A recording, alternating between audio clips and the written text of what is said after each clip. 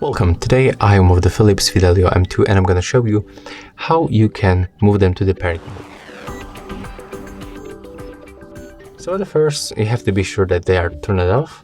When you click once on this button, this indicator will blink in the blue color when they are turned on.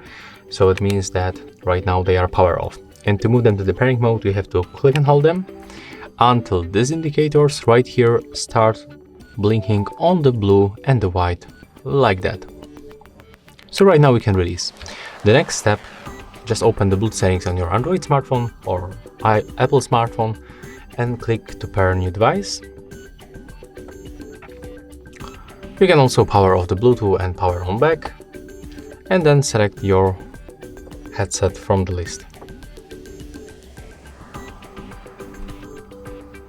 Accept pairing request. And as you can see, after a few seconds we will be successfully connected. Okay, and that's all for this video. If you find it helpful, just remember to like, comment and subscribe.